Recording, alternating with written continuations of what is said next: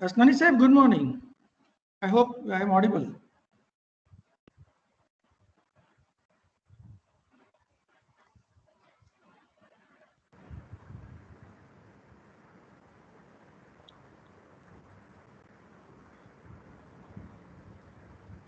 Yes, sir, your voice is clear. Yeah. Asnani Sahib, good morning.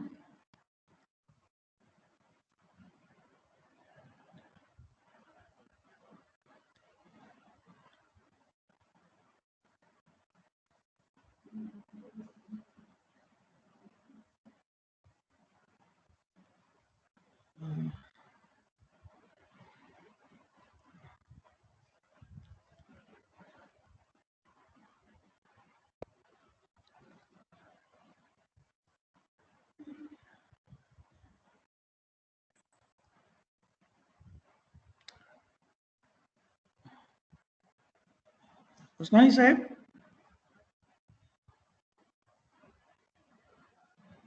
sir.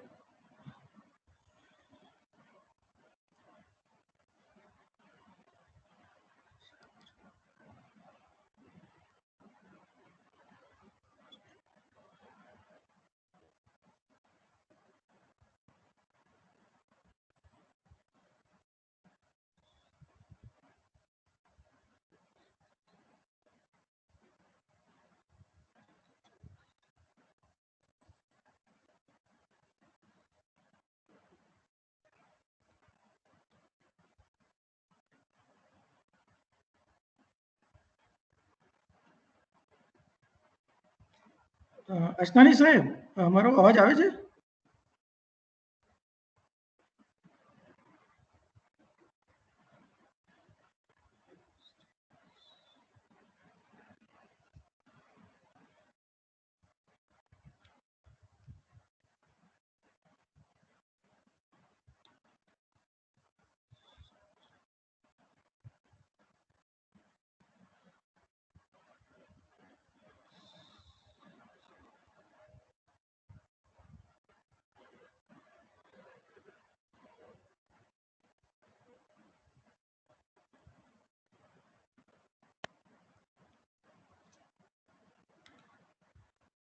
Good morning Asnani sir.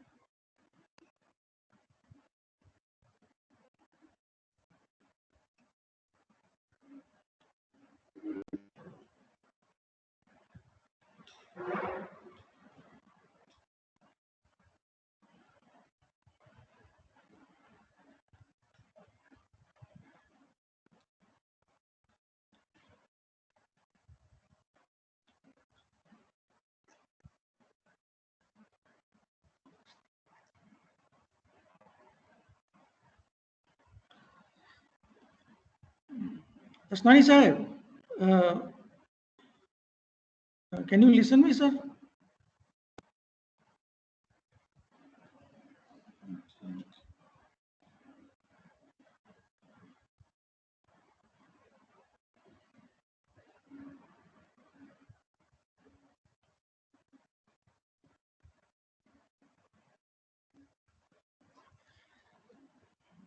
Shalini madam,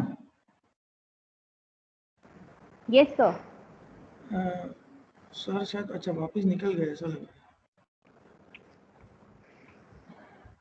शायद कुछ problem होगा उनके mic का। है. हाँ हाँ, यस यस यस.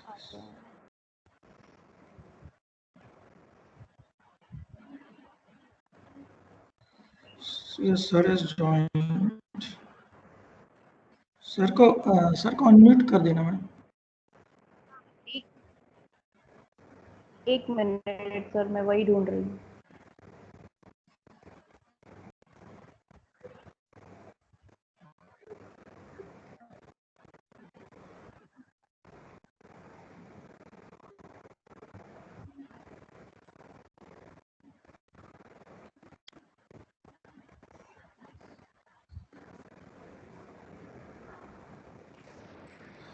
उनका प्रेजेंटर बनाना है ना?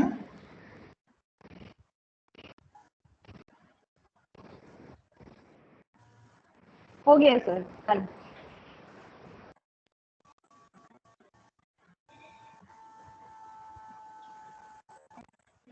Can you hear me? Presenter बना दिया आपने?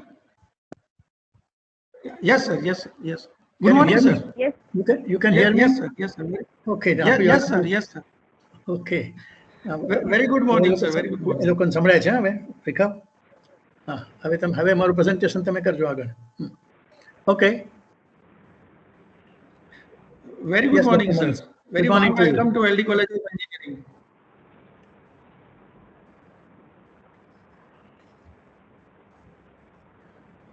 Again, your voice is not So- heard. Yeah, okay, go ahead. Okay. Very warm welcome to sir LD College of Engineering. Dear participants, today among us we have a very eminent, very rich, experienced and expert personality. That is P.U. Asnani Sahib, who is the chairman of UMC Global. Asnani Sahib is an international expert of solid waste management, working in the urban and rural sector for over 35 years.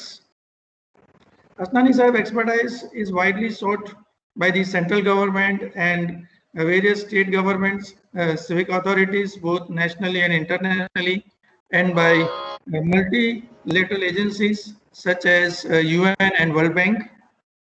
Sir is currently heading many expert committees, which is constituted by various ministries, government of India. Some of them are expert member of the Central Monitoring Committee to oversee the implementation of solid waste management rules. 2016 India, constituted by Ministry of Environment, Forest. Member of National Technical Advisory Committee for implementation of SLWM, that is constituted by Ministry of Jal Shakti, Department of Drinking Waste and Sanitization, that is 2020. Member on the expert committee constituted by the Ministry of Urban Development on 2016 to evaluate and recommend appropriate and sustainable technologies for processing the solid and liquid waste. Chairman of expert committee for evaluation of waste to energy proposals constituted by Secretary to Government of India, that is the Department of Biotechnology, 2016. Since co-chairman of the task force on energy biosciences by Ministry of Science and Technology since 2016. Co-chairman of mentoring and evaluation action program undertaken by Department of Biotechnology, the Government of India, to identify projects that will be supported for deriving the value from waste since 2016. Some of his significant contributions in the terms of national interest and international agencies with respect to the waste management sector are as under. Sir is a member of the Supreme Court appointed expert committee on solid waste management for class 1 cities of India. He authored the Supreme Court committee report. Sir is also the member of Technology Advisory Group and chairman of the core group on appropriate technology and research and development of solid waste management constituted by Ministry of Urban Development. Sir is the principal author of solid waste management constituted by Ministry of Urban Development. Sir is a principal author of the Solid Waste Management Rules 2016. Sir is a member of expert panel. He has drafted the SWM rules, which has been constituted by the Ministry of Environment, Forest. Sir is also the co-author of the National Manual of SWM, that is Solid Waste Management 2016, as a member of the expert panel to draft the National Manual on Solid Waste Management. Sir is also the co-author of the task force on the waste to energy constituted by the Planning Commission of India in May 2014. As a professional, he has prepared DPR on solid waste management of over 100 cities in India and abroad, and he has imparted training to municipal officials of more than 20 states of India. Oh, such a great personality with us. He has worked as a team leader, as an SWM expert on several projects of UMC Global within and outside. Some of the recent one includes the GIZ project ensuring World Cup hockey tournament held at Bhubaneswar as a zero waste management. Then UNICEF project, that is solid and liquid waste management to support SBM in the state of Chhattisgarh. World Bank project, that is a technology assessment on solid waste management for the state of Kerala. Sir is also a recipient of the very big national award, that is the Nagar Bhushan for the outstanding services in urban sector on the Golden Jubilee celebrations of India's independence. So, sir, once again, a very great warm welcome to this STTP, and on behalf of Applied Mechanics Department, Delhi College of Engineering, it's my privilege that, sir, you have accepted our invitation and have agreed to chair the sessions. Thank you, sir. Please, sir. Thank you, Dr. Manish. I'm very happy to be addressing my colleagues who are going to take the country forward. Today, I'm going to talk about a subject which is a basic primary essential service in the country. You all are aware that solid waste management has been the function of the municipal authorities for over 300 years. The municipal management came into being over 300 years in India. Ever since, solid waste management has remained a part of municipal services, but it was always neglected. Nobody bothered how the waste is managed. They thought, throw the waste on the street, sweeper will pick up and just dump it outside the city, and that's all. That's all about solid waste management. Things have changed a lot over a period of time.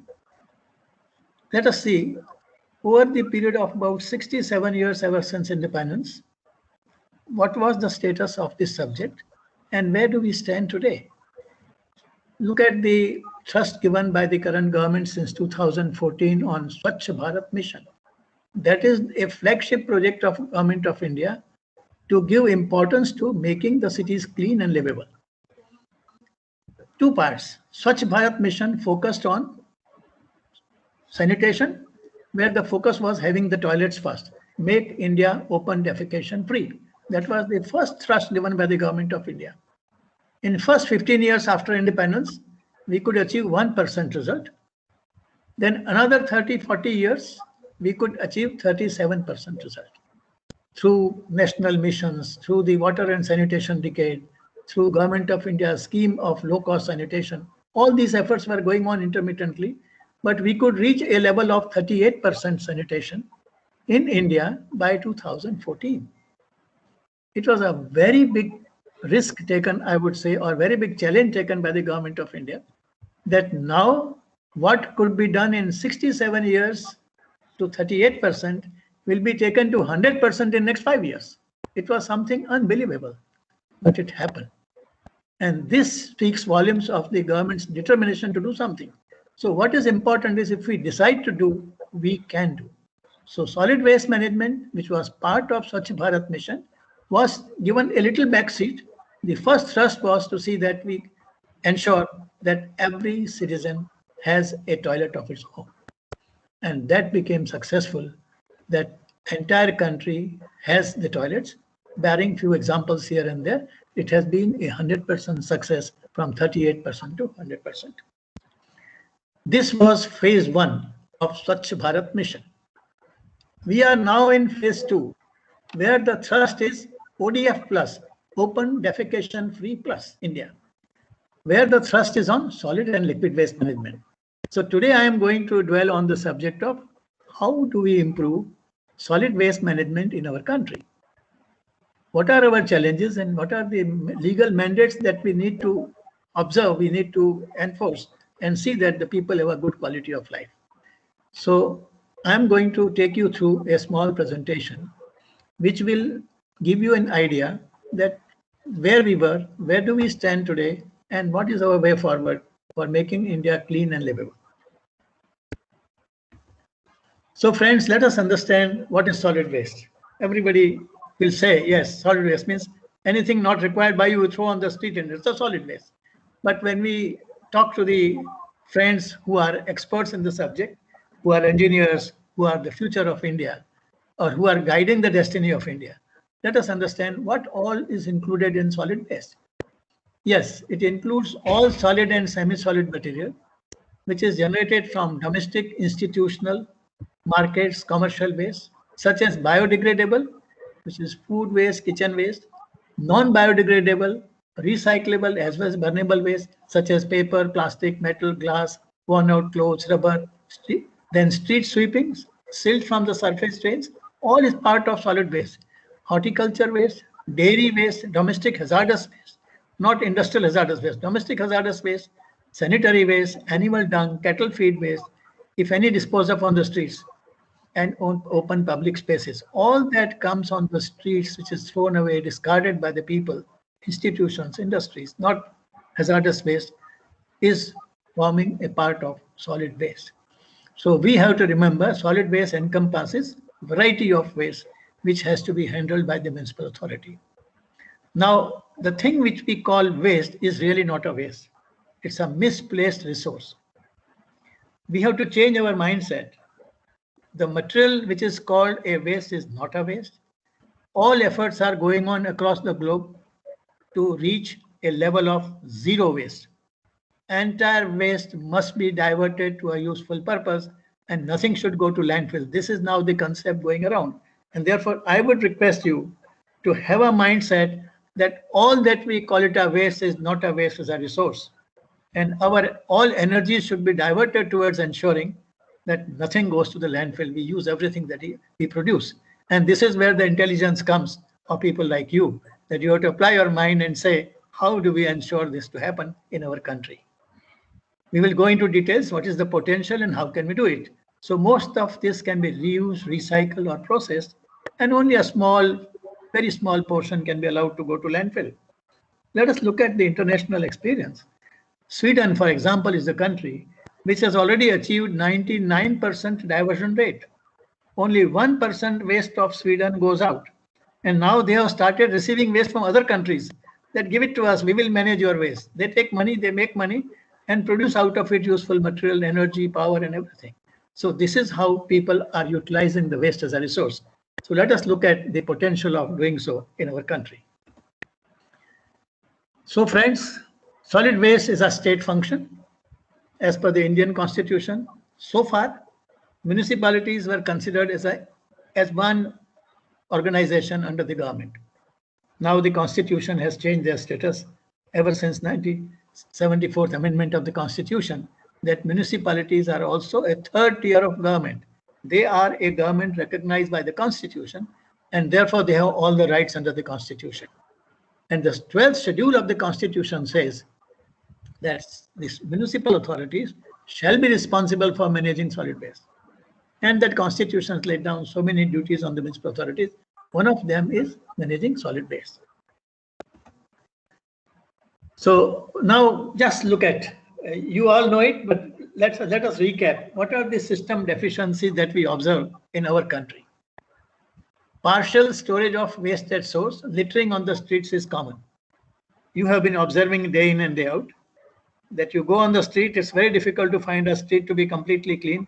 You will find litter here and there on the streets. You cannot walk 1 kilometer without seeing the garbage lying on the streets on any corner of the street. The major casualty is no segregation of recyclables at source. You have been seeing day in and day out, ladies, boys, males having a sack on the back and they go on picking up waste from the streets. They pick up paper, plastic, metal, glass, whatever they can to earn their living from the streets. But how is it that they get it? Just because we throw it. So people are not segregating the waste at source. They just put the waste into their dustbin, whatever, or throw it on the streets. So there is no segregation of recyclables. I would say now it's a partial segregation of recyclables at source in some of the cities who are a little more conscious about managing something better. Door-to-door collection of waste. It was being tried all over the globe, all over the country, several years, that citizens should be asked to deposit waste into the dustbin just outside their house, maybe 20 meters, 30 meters, 100 meters away, thinking that people will carry the waste and go and dispose of into a municipal bin. But this never happened. People will throw it just outside on the road and let the municipality pick up. And many municipalities felt that they are very efficient because they are in a position to clean the streets every day. And they thought this is all about it, all about solid waste. But this is not true. The streets are not constructed for depositing waste.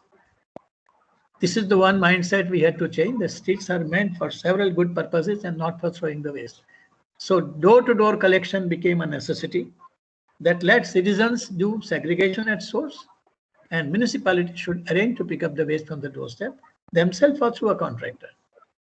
Domestic trade waste continues to be deposited on the streets.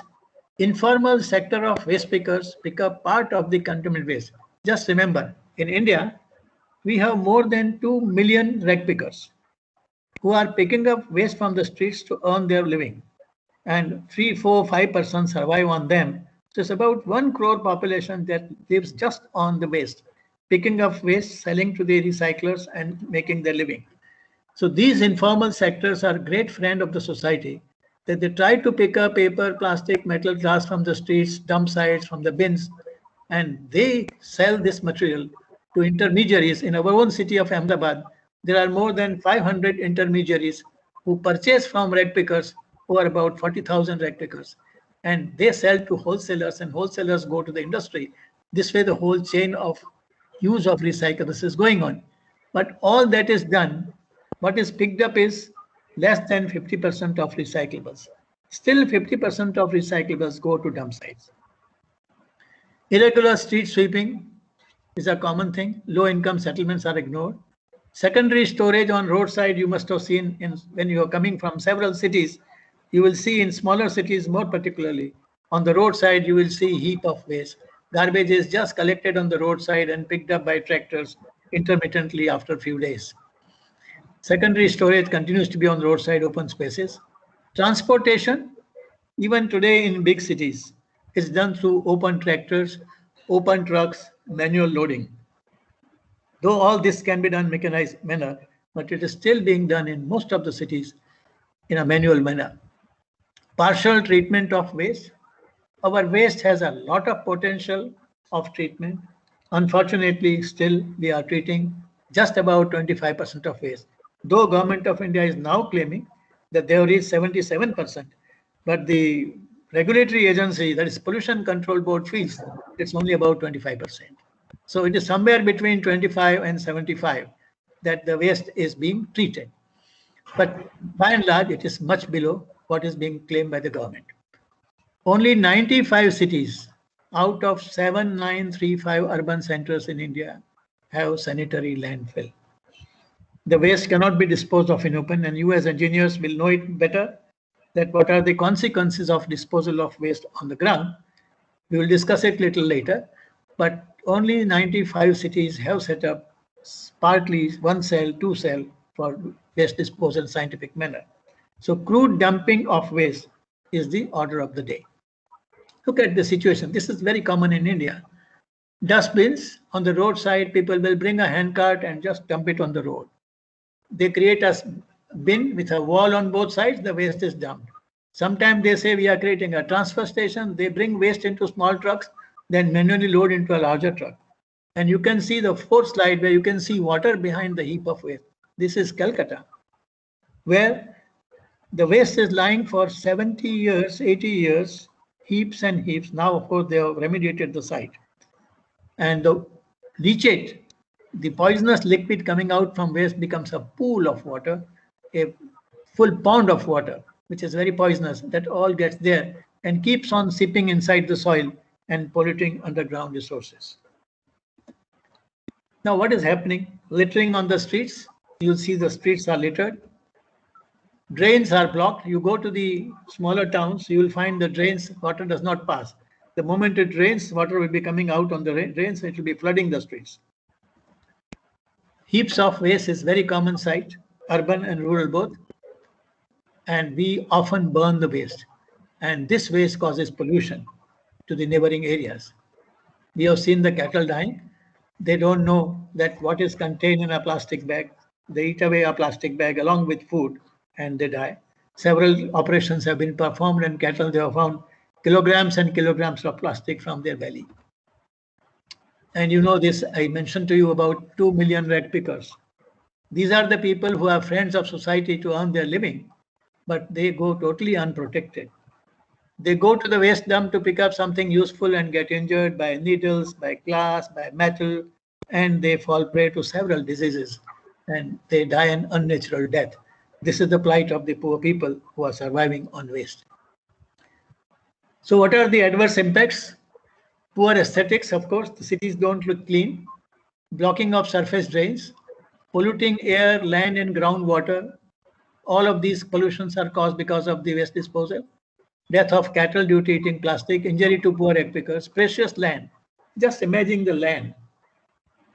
You must think about this, that how much land we have been spending in disposal of waste. Ahmedabad city, for example, is generating about 4,500 tons of waste every day.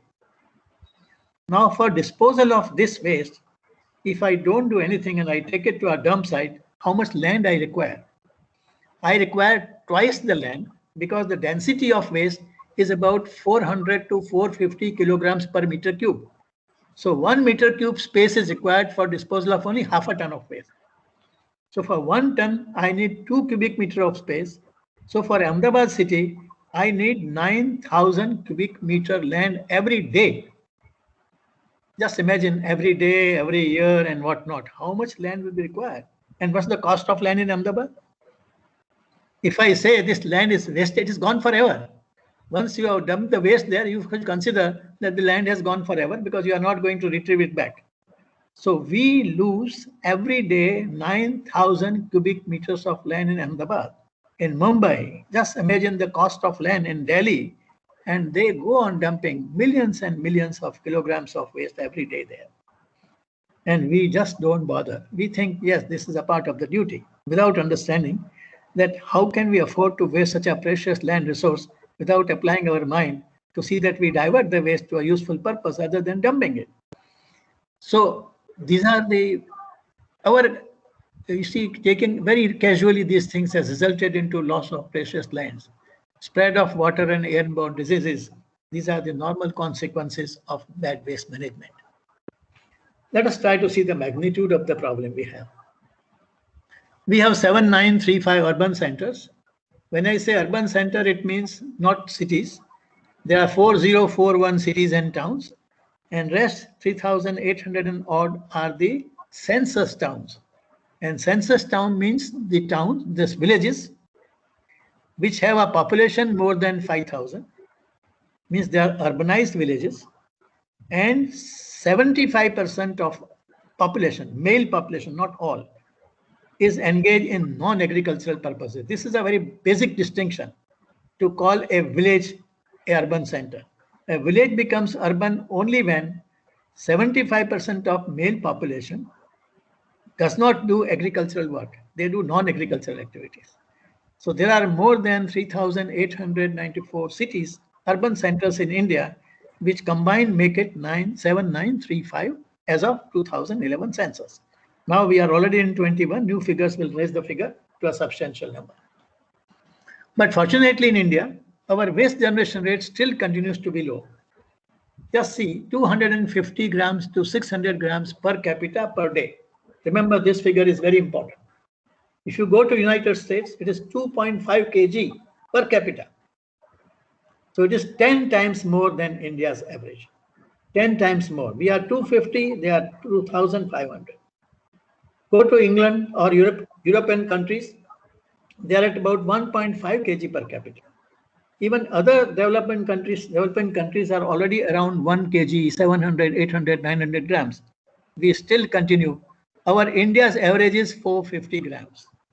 450 grams per capita per day is the waste that we produce, which we need to handle. So fortunately, though we have a large population, but waste generation rate per capita is low. Therefore, it gives us a scope of managing it better.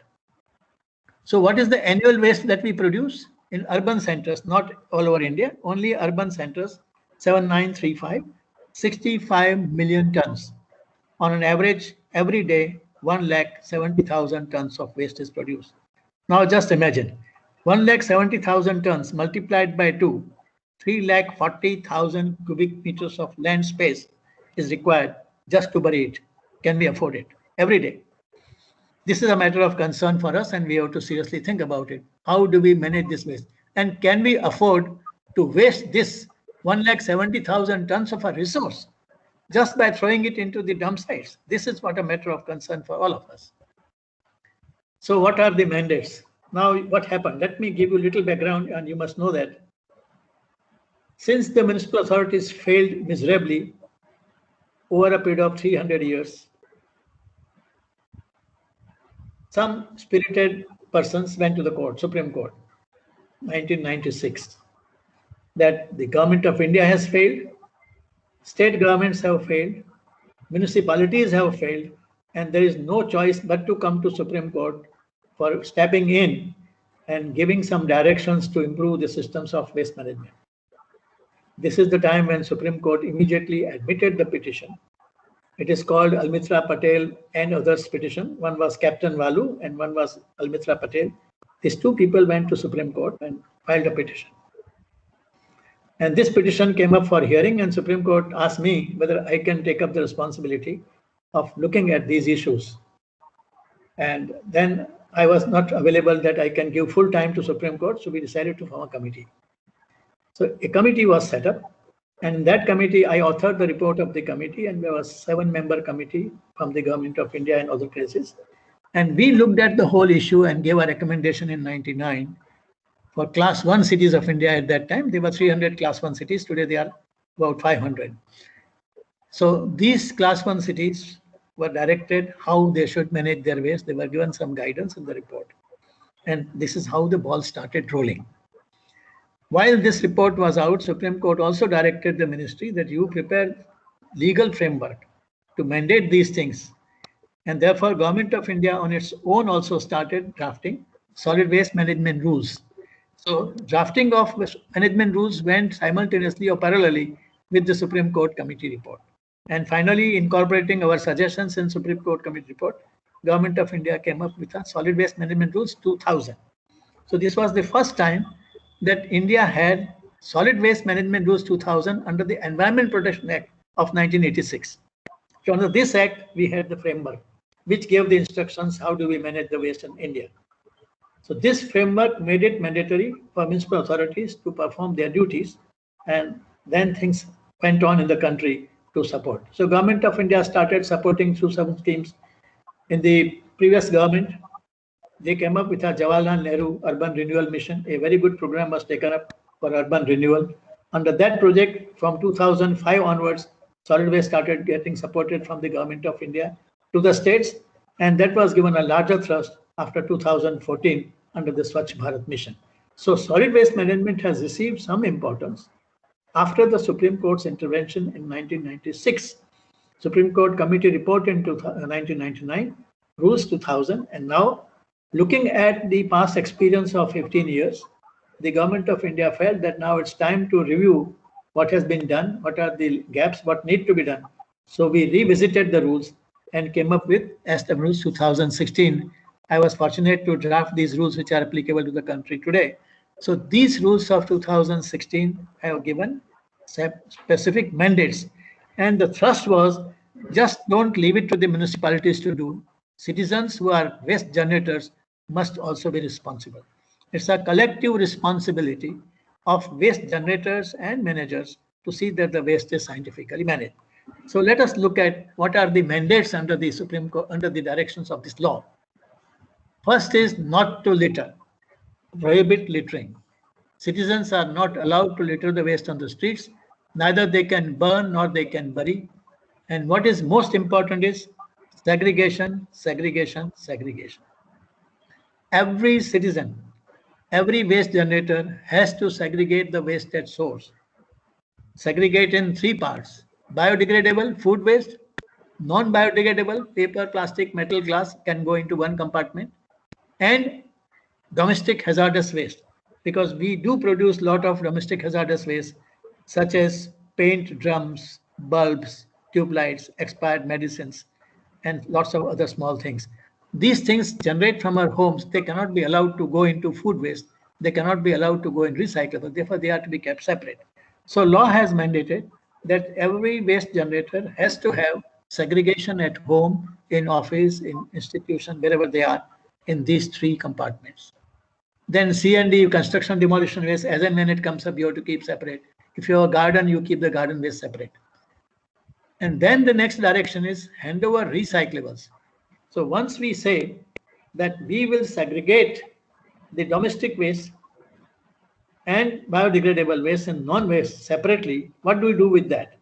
Once a citizen has performed the duty, he is further desired that you would pass on all recyclables that you have segregated to a rag picker or a kabadiwala who comes to your home for purchasing the recyclables.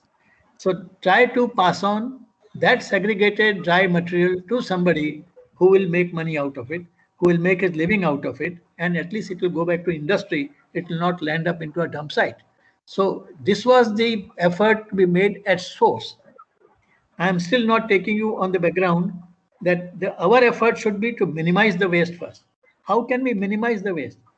We can tell the people, don't purchase anything in the market which is given to you in a plastic bag. Take your own bag so that you save that one bag. Try to take a refill instead of taking a new article. So refill will save you the cost of the original material. So like that, there are so many steps can be taken to minimize the waste. Having done that at national and state and city levels, the citizens have to do their role is to segregate whatever is with them into three compartments. So the whatever is dry material, paper, plastic, metal, glass, etc., can be given away to recyclers who come home as kabadiwala, or even to rag pickers who earn their living from the street. Instead of their picking up waste from the streets, they should be allowed to pick up this material from your homes. And this is the responsibility of municipal authority, that facilitate the rag pickers to come to your homes to collect this material at a periodic time as fixed, so that this material from your home can go away. How much this will be going away? Anything between 15 to 25% of your waste. Because as per the Indian composition of waste, about 45 to 60% of waste is biodegradable food waste.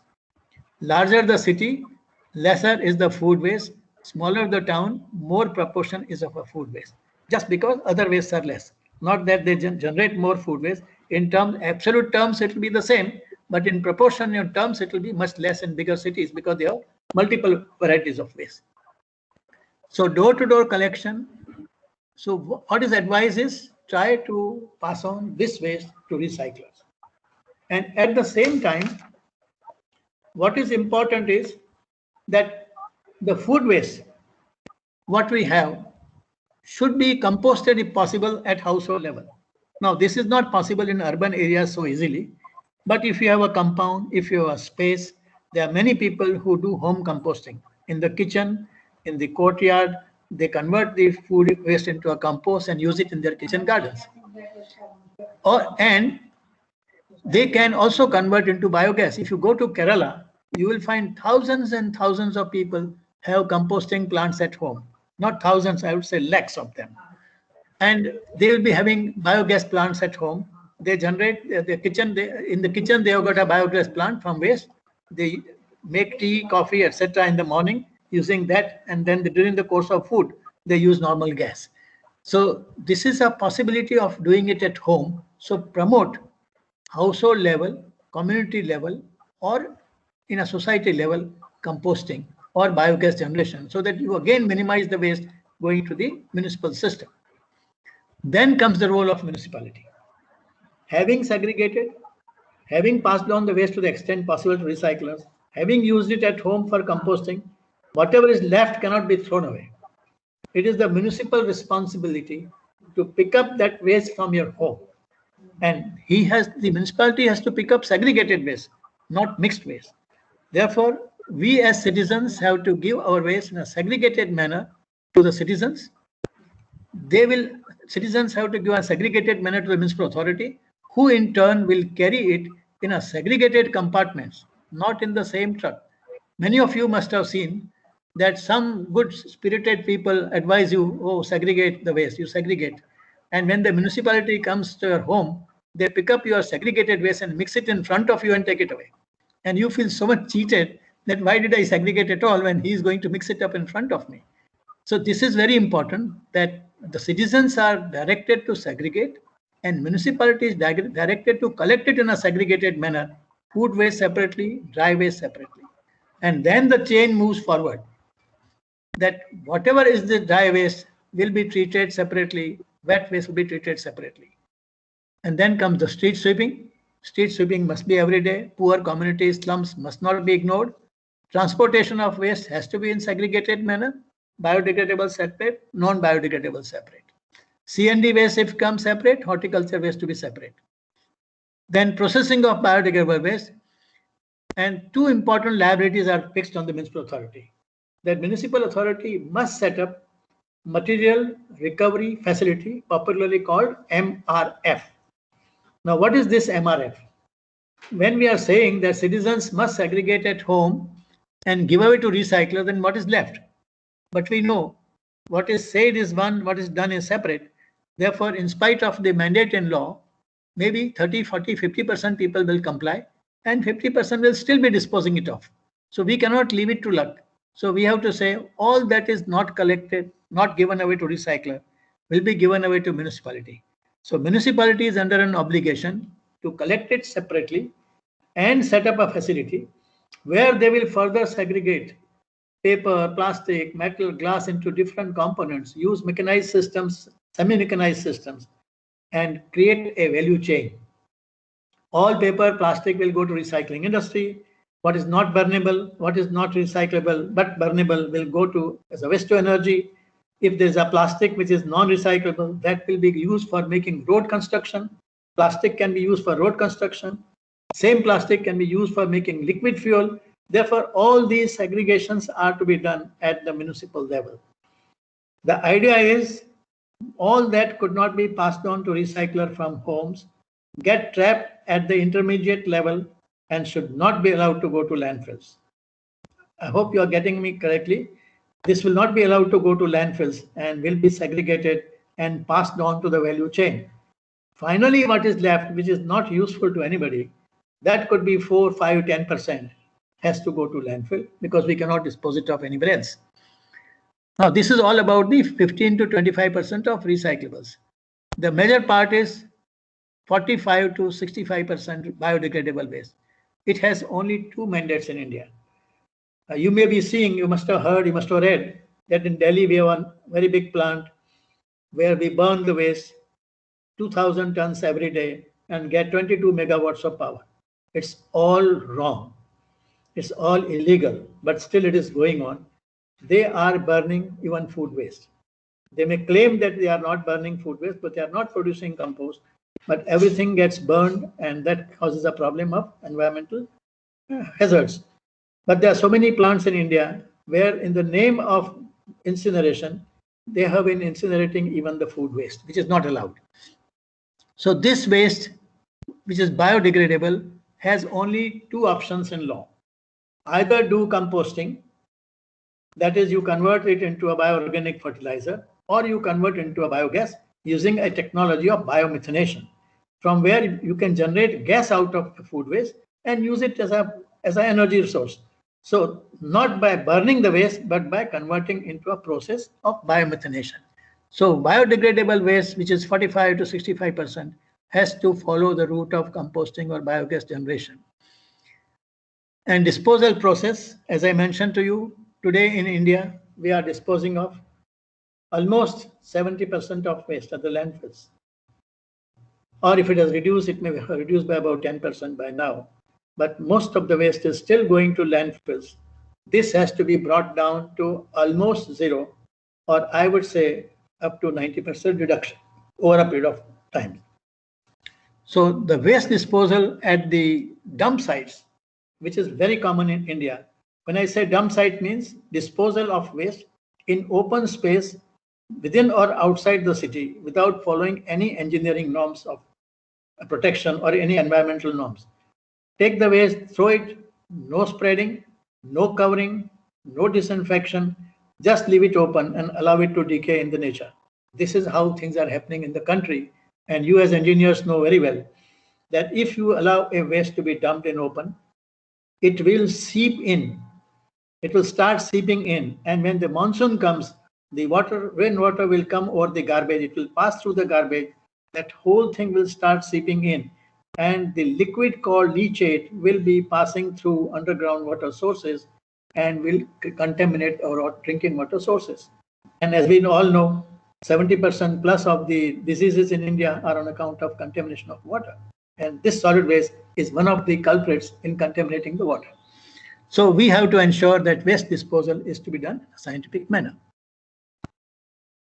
So now we are looking at the situation that what are the main steps to be taken? Not to litter, not to throw waste in open, practice segregation, practice concept of reduce, reuse, recycle and recover, RRRR, components of waste. This is the basic thrust on better management of waste. So what is to be done? We have to educate the people. Please don't throw waste, just mixed waste outside. Don't throw from the terrace, that the ground is for all. Water bodies are getting contaminated because you will find at many places waste deposited like this near water tanks, near water bodies, near rivers and everywhere. And burning also is common. Many municipalities officially burn the waste, saying that we have no land, what do we do? And they create environmental pollution. So ULB need to educate on segregation. Community has to be educated to store the waste separately. What is it? That domestic hazardous waste? Paint drums, pesticide cans, CFL bulbs, tube lights, expired medicines, broken mercury thermometers, used batteries, used needles and syringes.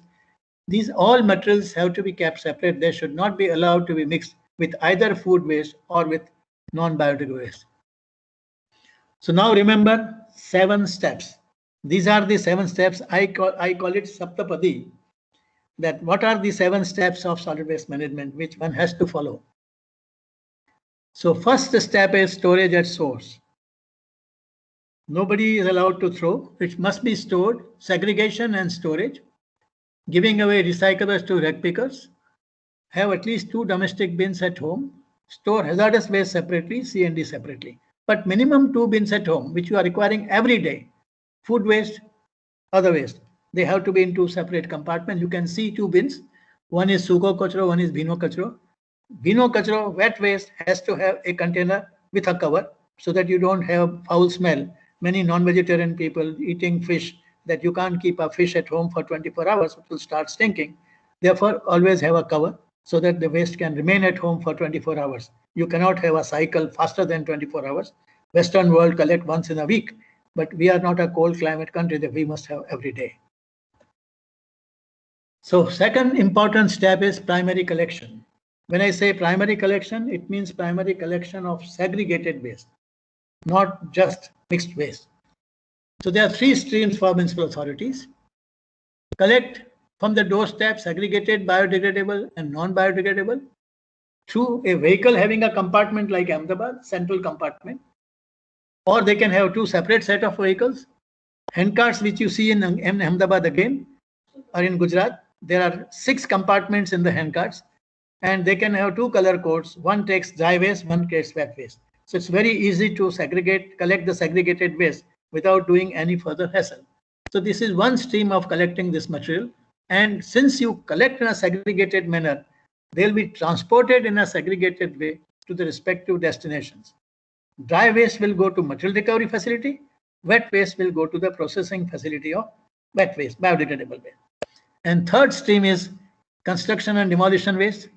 Each one of us, some repairs in the house, some demolition here and there. That waste cannot be mixed. It has spoiled all plants in India because municipality will give everything in a mixed way. And when the debris reach the treatment plant, it endangers the entire process of waste management and very seriously damages the plants and machinery. So this is one has to take care. Horticulture waste can be composted within the gardens. Now, what do we do? What is the way out of managing the waste properly? You can divide the city into 2 parts.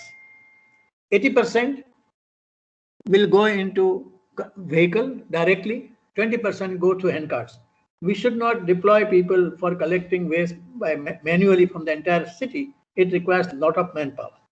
Just understand, one man can serve 200 households. So 1,000 population, one man can serve this purpose. But if we provide a vehicle, LCV, light commercial vehicle, it can serve about 1,500 to 2,000 households. So that makes it more economical and speedy. Therefore, 80% of city could almost be covered by a motorized vehicle, and 20% of narrow lanes could be covered by manual through the handcarts and tricycles. This is the Ahmedabad type of model, or there are vehicles of different types. These vehicles can pick up on one side wet waste, other side the dry waste. Citizens need to cooperate. They have to segregate the waste and give in a segregated manner. These are the handcarts, two colors you can see, green for food waste, white for dry waste. Like that, we can collect from the citizens. You can see this lady has also brought two compartments and she will put into separate bins. The street sweeping is also important. Here there's a typo error. It's a containerized handcart, not constrained handcart. So all residential, commercial, institutional buildings, all areas have to be cleaned every day. The tools to be used are very important. Many people use a small broom as we use at household level. They band and clean the streets, and particularly women. This is wrong. Nobody can band for longer time and clean the streets. We have to give them tools which are efficient, and to their health, they are having no adverse impacts. Therefore, we must give them long handle broom, male or female, they both can operate. And they must be given a containerized handcart. So whatever they pick up from the street, they can directly put in a handcart, and that compartment they can put into a larger container. So no manual, multiple handling of waste on the ground and again into the containers. So these are the systems one need to follow. If you have good roads, paved roads, yes, very much go for mechanized sweeping. Again, a very efficient system for big cities. One vehicle can take care of about 25 to 30 kilometers of road sweeping. So one driver, one labor can manage 25 kilometers. That means you save 50 labor. So instead of 50 persons, one vehicle can manage. And this vehicle need not go every day on that road. It can go once or twice a week. That street remains clean. Therefore, it's very, very efficient. But be very sure, this can be used only when there's 100% paving of road. You cannot use them if road is not paved. It will, on the contrary, dig up the sand. Therefore, you must use that to clean up the sites where there's a water table curb. Secondary storage. The efforts are going on in the country to totally abolish secondary storage of waste. Abolish the secondary storage bins. So they are coming with the concept of binless cities. I was designing system for Bangalore city in 1998. In 98, when I was designing, Bangalore city had 14,000 bins where people were depositing waste. Today, there's none. And we said that let us make the city binless, and decided a system that the waste will be collected directly from home, put into a vehicle and taken away. So no need to put it on the streets, and we could abolish. So many cities now have become binless in India. But nonetheless, people with the bins are also managing good. Some people who are not having the bins are also failing in managing. So the system has to be properly designed to cover the entire area. So abolish open waste storage depots to the extent possible. The inert waste. Now, these street bins are not meant for household waste. As I said, household waste must be collected from houses. So that cannot come on the street. What will come on the street? The street sweeper's waste. The street sweeper has to sweep. He cannot be given mechanized vehicle for himself. So he will have a handcart. He cannot walk more than 500 meters for doing his work. So we give him an area of 500 meters. He will clean, pick up, and will go nearby to dispose of what waste he has collected. Generally, one sweeper will make 3 trips. So he has to go 3 times to deposit his handcart, and therefore there has to be. So we suggest that in 1 square kilometer, provide 4 bins. So a sweeper can go on left or right. He will find a bin in a distance of 250 meters. So he doesn't have to walk a longer distance. And that waste which is deposited into a street bin can be lifted by mechanized systems. So that will ensure the waste being collected. So all the street waste, inert waste that is collected should not be mixed with household waste, should be separately collected, separately stored on the roadside and picked up by a mechanized system. Now you can see this system. The sweeper has brought the waste into handcart and is directly transferring into a street bin. And there can be variety of bins. This is called refuse collector's bin, 1.1 meter cube, but there can be variety. It can be 300 cubic meters. It can be 300 kilogram side to 1.1 or even larger one.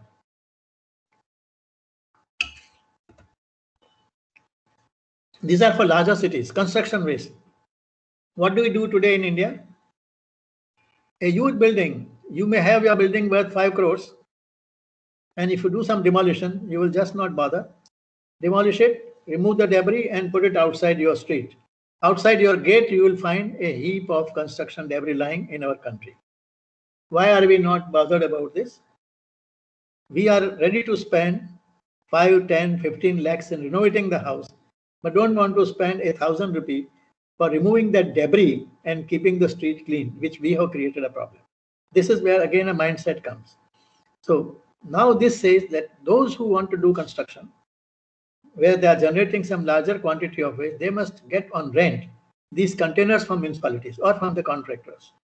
Deposit directly into a container, and that container will be taken away by the contractor on payment of charges. So nothing comes on the street. So this concept is gaining momentum. It's in large cities a compulsory thing. More and more efforts are being made to introduce this system so that construction debris do not pose a problem to the citizens. Domestic hazardous waste, still no solution in the country. We have been talking about it for long. Law has also provided. We did not have much solution, so I had to write like this. I still admit that we did not have a real good solution what to do with it. So we have said that the municipality must set up a center in every 20 square kilometers. So in Ahmedabad city, they have say about 564 square kilometers. So they must have at least 25 to 30 centers in the city, perhaps they have none so far, where you can deposit the domestic hazardous waste. As and when you go to the market, nearby center, you can drop your material, which you have collected over a period of time. And it is their duty, municipality, to see that this waste is transported to a hazardous waste site, not anywhere else, because that requires a special treatment and special disposal. This is a litter bin we have in the city at so many places. They are used, they are not used, they are manned, they are not manned, but this is a must. The day we tell the people that you shall not litter, we have to provide litter bins. Otherwise, it's an eyewash. Indian society is still not educated to the extent that if I am eating a chocolate, I will keep the wrapper in my pocket till I go home, or I find a bin to deposit, or I eat a banana and I'll throw the peel on the street. This is the situation. Therefore, it is necessary to provide litter bins on the streets wherever it's frequented by the people, not everywhere. Marketplaces, places of public resort, places of public entertainment, parks, gardens, there should be the bins so that people have some waste in hand, they can deposit, and that waste can be collected regularly and waste does not come on the streets. Transportation, as I mentioned to you earlier, open transportation is common in India. It has to be prevented. All vehicles must be closed and covered, and multiple handling must be avoided. No manual loading. It should be once. The principle is handle waste once only. Pick up waste from the home, put it into a container, and let that container go to a vehicle, or put it directly into a truck, but it should not touch the ground except the final landing place. So ensure regular transportation of segregated waste, and that waste should go either to a MRF facility or to a processing facility. So variety of vehicles can be used by different type of cities and towns. Transfer station, again, is a necessity for big cities, not for small ones. Whenever you have a landfill site or a processing plant more than 15 kilometers or even sometimes 10 kilometers away from your collection area, it is unaffordable to take small quantity of waste to such a long distance. It costs a lot. The cost of driver, labor, vehicle, everything is prohibitive. And therefore, it is advised that if your distance of the landfill is more than 15 kilometers, do set up a transfer station within 5 kilometers of your operational area. Put that small containers waste into a larger truck and let one driver and one vehicle carry 4 or 5 times of the waste. And this is very successful model. In Ahmedabad, we have about 8 transfer stations now. We had none earlier, and they take, each one of them take 500, 600 tons of waste. And that has made the things much, much easier. And this is now the common culture and mandate for larger cities. Now you can see this. This vehicle is going, it's going over a ramp and directly will put into a hopper. Say this is the hopper. This is the hopper, it goes inside. It comes in and then there's a push from the back. This is the container being pushed from the back and entire vehicle gets filled up. And that vehicle will take the waste into Longson Hall. Next is treatment of waste. We have to treat the waste, it is mandatory. Municipal authority cannot dispose of organic waste into landfill, cannot dispose of recyclables to the landfill. Therefore, all recyclables go to material recovery facility. All biodegradable has to go to a treatment plant, either composting or biomethanation. What are the technological options? Biomethanation, it can be microbial window composting, mechanized composting, vermicomposting, biodegradable waste composting, segregation and utilize recyclables into a value chain. From the recyclables, you can make briquettes, you can make pellets, you can make fluff for refrigerant fuel, you can convert it for combustible waste for cement plants, you can use it for construction of roads. You know, in state of Kerala, it is mandatory that your 10% of roads must be constructed using plastic material. And that gives more than 15% life to the road or more than 30% life to the road. It becomes very efficient in managing the roads. This came up from Chennai. Chennai also had the same. They have made the law now. Within the law, they have incorporated specification that you can use the plastic granules mixing with bitumen and use as for construction of roads. So these are all the benefits you can have. And there are burn technologies, incineration, gasification, pyrolysis, but they are meant for high calorific value waste, which is non-recyclable. Please remember, biodegradable waste cannot be burned. Recyclables cannot be burnt. Only non-recyclable but combustible waste having calorific value more than 1500 kilocalories can go for burning. This is the design of a biomethanation plant designed by Bhabha Atomic Research Center. You must hear sometimes Professor Sharad Kale on this subject, a very knowledgeable person. There are about 200 and odd plants working in the country designed by this system. And you can have from 1 ton of waste, 3 cylinders of gas every day. And you can have the gas and use it as a fuel at home or in the industry. This was the first covered compost plant in India. Unfortunately, it's closed now. It was in Trivandrum. You have to have a covered plant so that it doesn't create a problem during monsoon and waste can be properly kept, stored, segregated and managed. So you have to have proper compost facility where the waste is properly segregated. Now you can see the garbage is turned down into a compost which is just 4 mm thick. There's only a 4-stage sieve. Keep the waste into a heap form, 2 meter high, 2 meter wide. Let it remain, turn it once in a week for 4 weeks. It will automatically become compost. Nothing is to be done, no technology. Take it in with the loaders and sieve it. Sieve it through 4 type of sieves. 100 mm sieve, 50 mm sieve, 16 mm sieve and 4 mm sieve. Just pass through 4 layers and you will get the best compost. And that can be used as bioorganic fertilizer. So we must convert our almost 50% average of India's waste into a compost or biogas. So if we take care of this 50%, take care of about 25% of recyclables and all these non-recyclables, 10 to 15% of debris, construction material, it can go for recycling. Nothing is left. What will you throw in the landfill? So you have to see that what is it that I need to throw? I cannot use it. The moment you apply your mind, you will find that there's a money in every activity. How do I make money out of this waste? So if you look at it into details of every component of waste, and this is what the people sitting in the city should think.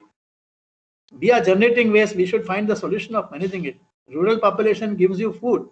You take the food, but then you have to dispose of that food in a scientific manner. Don't create the lands, the agricultural land to be wasted. So all this cycle has to be taken care of. So we have to go for a complete cycle of a value chain that entire waste is utilized at 1 or 2nd stage and complete the whole cycle.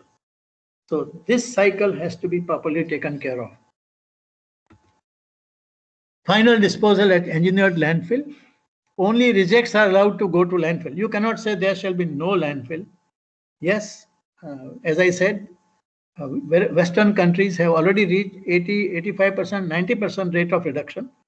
Just 10%, 1 to 10% is going to landfills. India will take long time to go to that, but we can within a short time at least reach 75% diversion rate. 25% may have to still go to landfill, and which we can reduce over a period of time to 10%.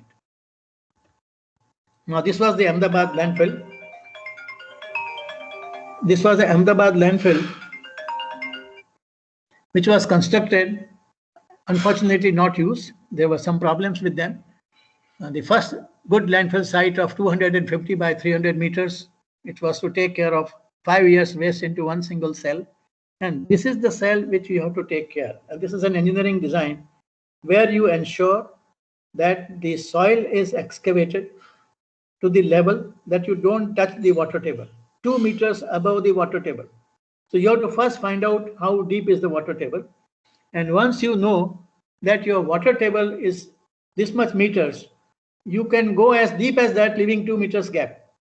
And then, so you use a lot of space by excavating the earth and put that earth, as you can see the boundaries here. All these boundaries is nothing but the position of earth, which we took out from inside. So it has given us a bunding without any additional cost. You have to only just compress it and put it there all around, and you get more depth. So this site has 9-meter depth, but we are taking 21-meter height because of the benefit of taking out the excavated earth. So you can fill this land after excavating, compacting, and ensuring that the compaction is so good. If need be, you can put bentonite powder that can reduce the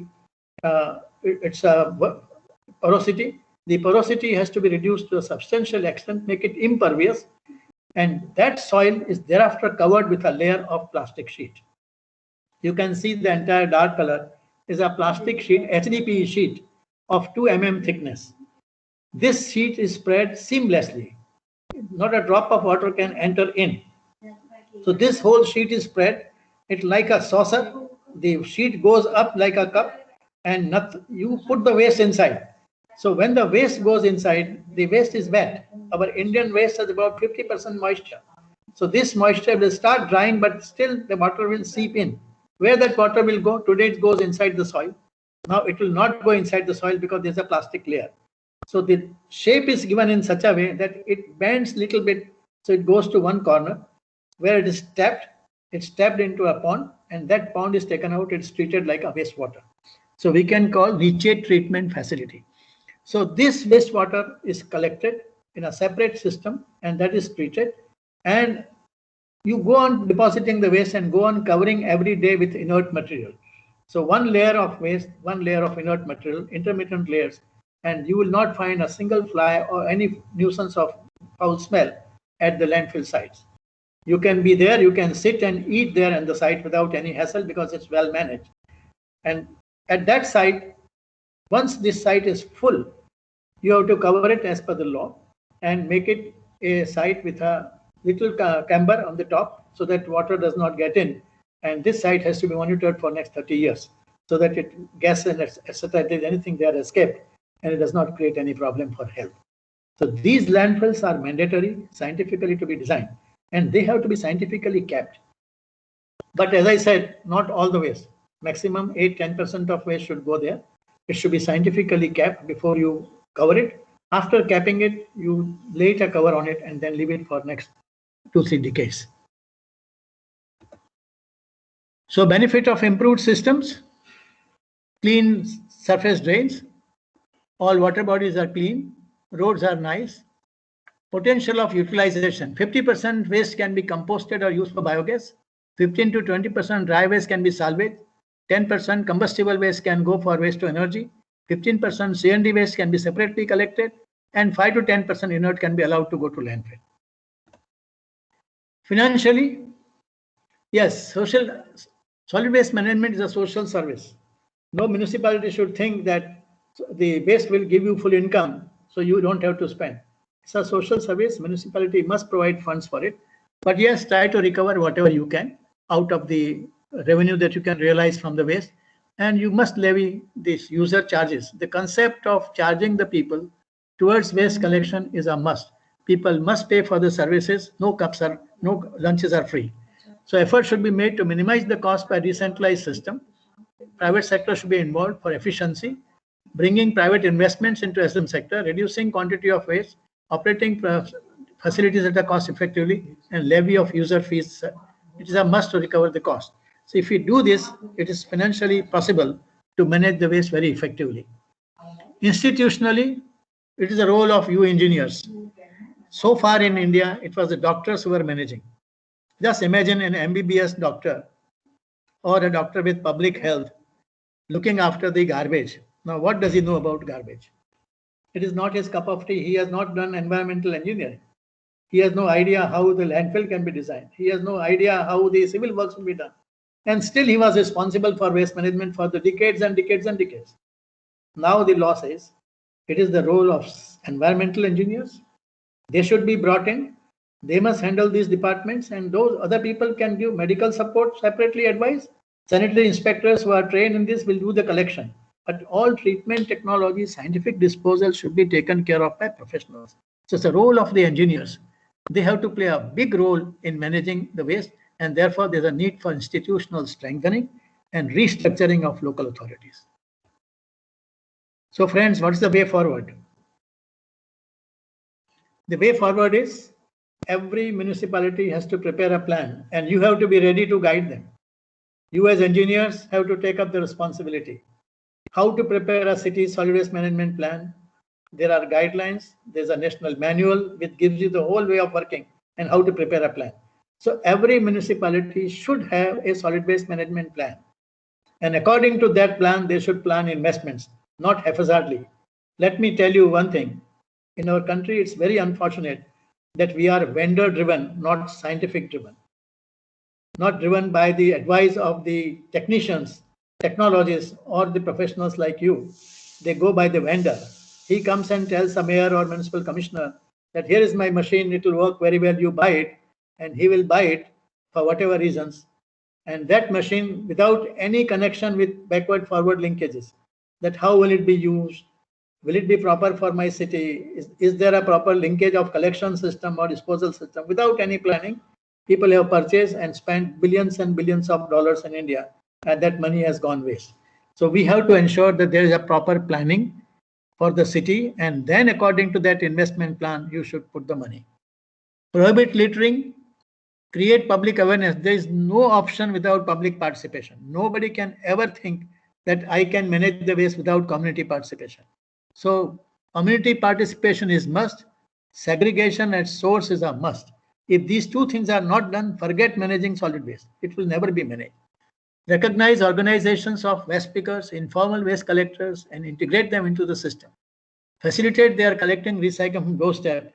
They will earn a better living. Now let me give you one good example of Kerala. I was just designing system for that state. Huge arrangements are made by the state. More than 1.4 million households have been given subsidies for doing home composting. We wanted to check what is happening. I asked the director. They said, yes, we have. I said, your given is all right. What's the implementation on the site? We went to check. And we found that only 10% of what was given was in use. So the resources were lost. Only 10% was used. But household people, they were giving away recyclables to the waste pickers. And 40% of waste from the doorstep was going away from homes. That was a good sign. Out of remaining 40%, municipality said that yes, we will collect everything, but they were only collecting plastic. So when we went into details, we found that they were collecting 2.64% only. Only 2.64% of plastic waste was being picked up from homes to several hundred material recovery facilities called material collection facilities or resource recovery, RRF. But that all amounted to 2.64%, with so many people employed on all that. So we said, look at the inefficiency, or I would say underutilization of the resources. Very good effort by the state government, very good effort by the authorities, sincere work by them, but the outcome was still much, much below the desired levels. So 40% goes away to recycling directly by the people. 2.64% is collected and that is converted, but we have been saying, oh, we are doing great. We said, what about 57%, which is not done anything? And 90%, 70%, 80% waste is not collected even at all for biodegradable. That all goes to landfills. So we have to see that even today, after nearly 16 years, nearly 21 years of solid waste management 2000, we are still at this stage. And by this SWM rules have also been over. The date was 2019 to be completed, everything. We are in 21 and still we are far behind. So we have to promote home composting, biogas, community, arrange door-to-door collection, set up material recovery facilities, set up hazardous waste centers, facilitate construction of O&M and processing facilities, transport segregated waste, set up sanitary landfill, frame bylaws. People who do not observe the law must be punished. First thing, educate, educate, educate. Followed by sanctions. If they don't follow after education, punish them. Without punishment, people don't understand. So therefore, there has to be education awareness coupled with penalty. So awareness for what? Stop littering, segregate the waste, give away recyclables, pay user fees.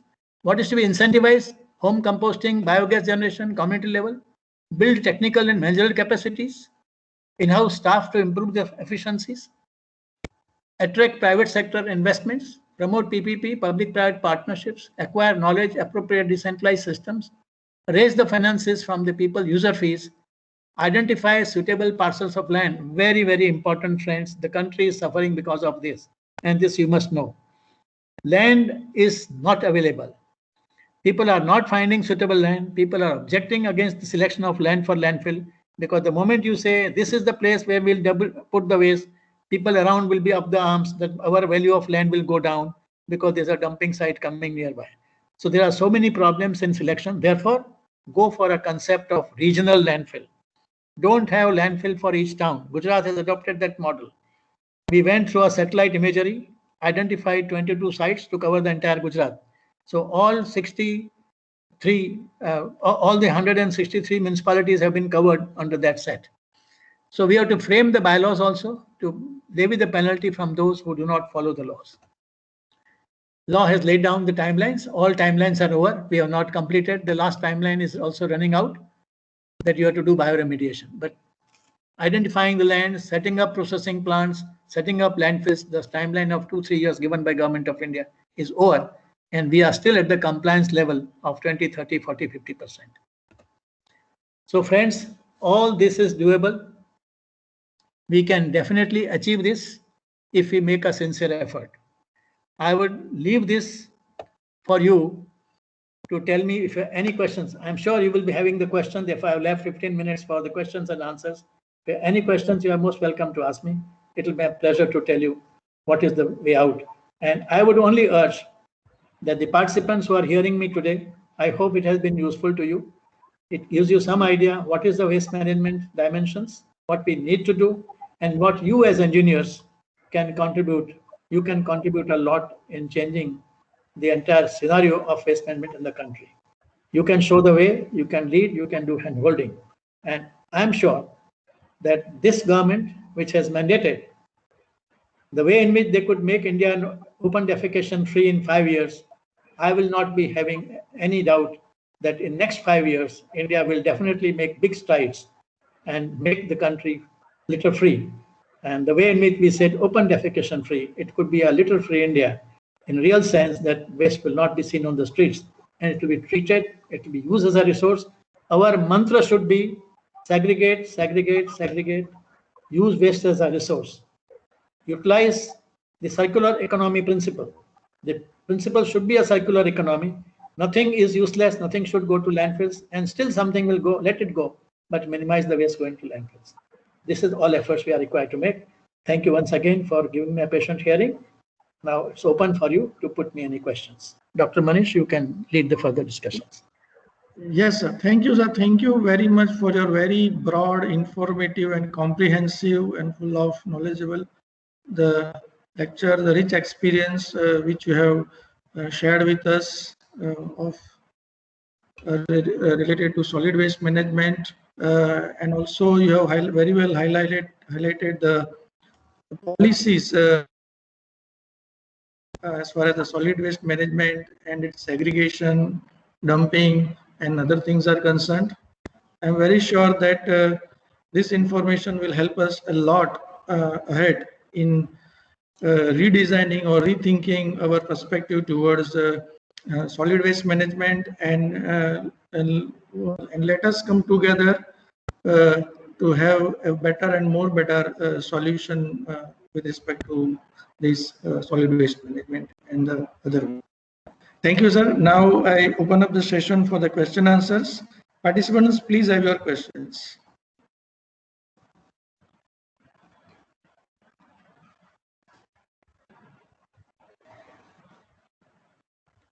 Sir, there is a question from Harish Ghanshyam. Yes. If we want to do waste management in every house of our city, what is the best way you suggest? You see, if we want to do waste management in every house, first thing is it requires awareness and technological support. They must know, by saying that you do composting, he will not be able to do composting. So we have to say, what are the methods that they can adopt at home? So first thing, we have to advise them on segregation. That how do you segregate? What do you segregate? What goes to bin A? What goes to bin B? What goes to bin C? This is one understanding to the people. And then we have to say that at a particular type of household level, having no courtyard, what compost technology will work?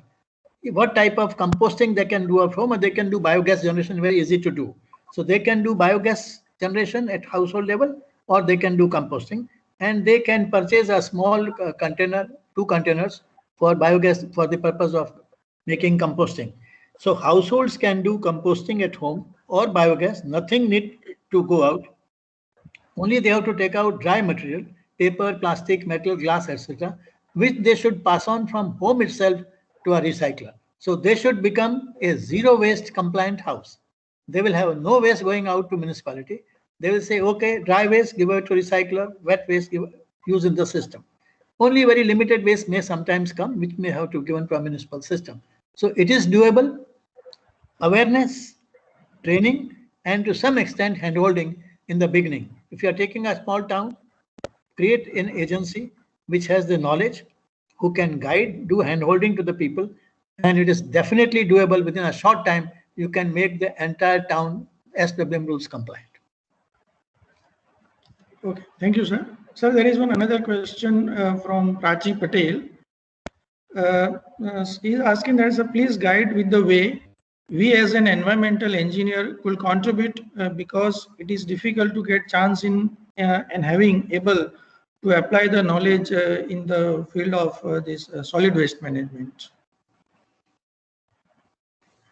You see, environmental engineers, look at the state of Karnataka, was the first state in India where we had advised them that you will be able to make a big dent if you appoint in each city one environmental engineer in charge of SW. And they appointed straight away 140 environmental engineers. Entire state, every town had an environmental engineer to guide the state, guide the cities how to manage it. Therefore, environmental engineers should not think that doing the work of solid waste is below their dignity. Solid waste management is a very essential part of protecting the environment.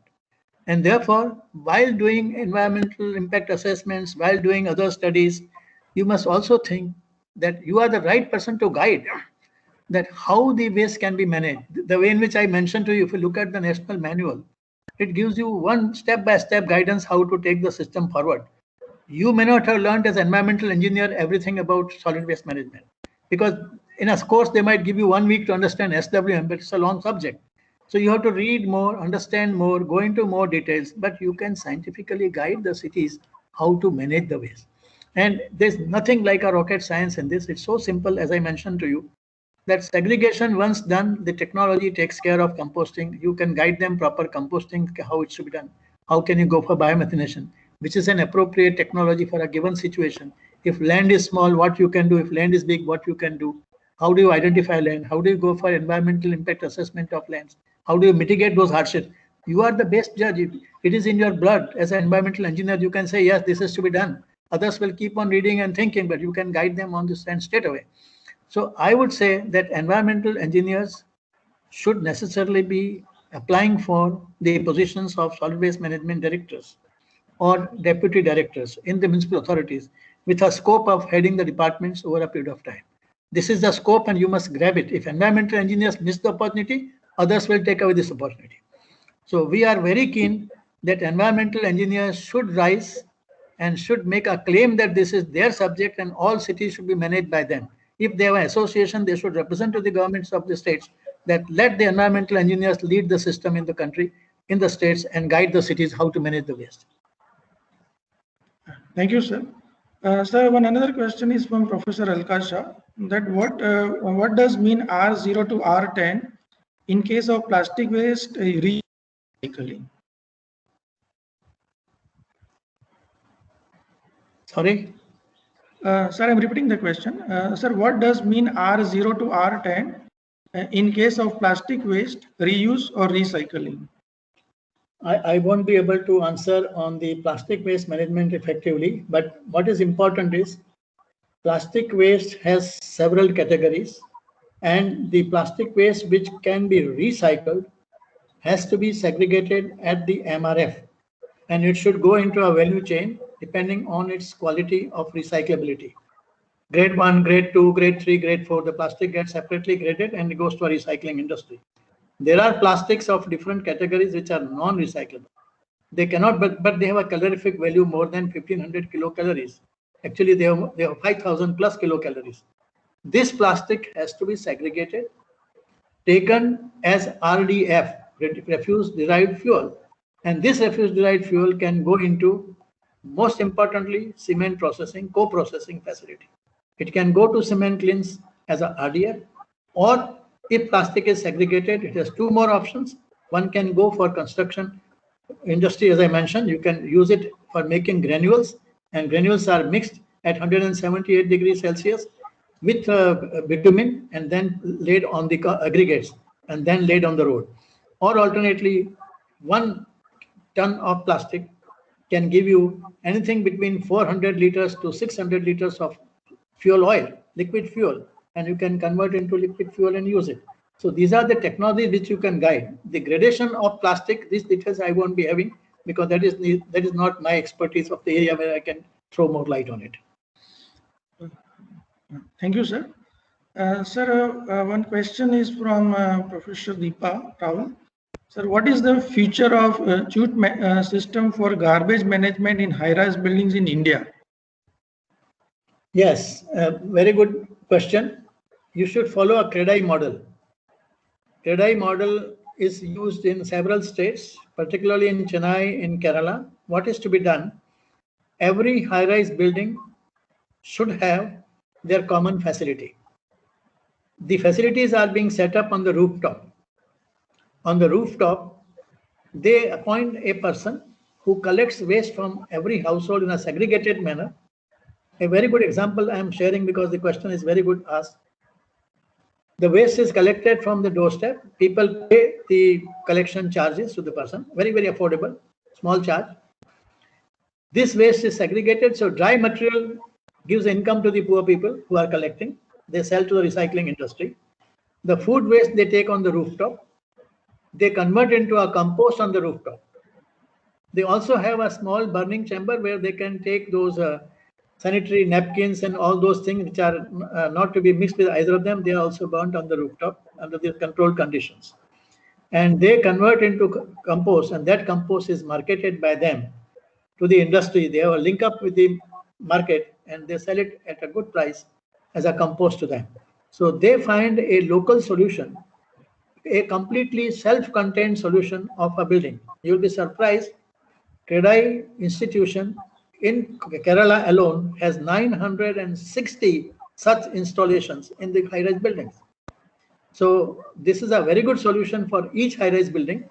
High-rise building in India generally have minimum 40 houses. If you take a bigger houses, 40 households and much more. So they can make it much viable arrangement by making a rooftop arrangement. But if they have a compound and they don't want to do on the rooftop, they can find a place in the compound and they can do it. Let me give you an example. I advise a system design to a big construction group having thousands and thousands of houses constructed every year. So they said that whether can we do at one place? I said, no, in one complex, you should have one facility. And complex may have 3,000-4,000 households, also big ones. So they set up a facility and they are very happy about it. So you can set up an individual facility for a particular cluster of houses. If there are one area where there are 10, 15 multi-storied buildings, you can collect them together at one place. But if you want to do individually for a multi-storied building, you can do on the rooftop. If you have good space, club the multi-story buildings together, make an arrangement of collection of segregated waste. Please don't allow them to mix the waste. Segregate the waste, have a collection arrangement, take it to that common facility, either set up an advanced composting plant or advanced biogas plant and use it for the society itself. This is doable and this is only that should be propagated. And let me again tell you, under the SWM rules 2016, it is mandatory that all larger complexes having area of more than 5,000 square meters, they have to have their own waste management facility within the campus. So if there is a cluster of multi-storied buildings into one compound like a big society, they have to have their own arrangements. So you can guide them as environmental engineers that how multi-storied buildings can manage their own, or they club together the blocks into one society area and then do it for them by having very scientifically laid processing and disposal facilities. Yes, you can certainly give away recyclables to others. You can give away the rejects to municipal authority, but you can treat mandatorily biodegradable waste within the campus. Yes.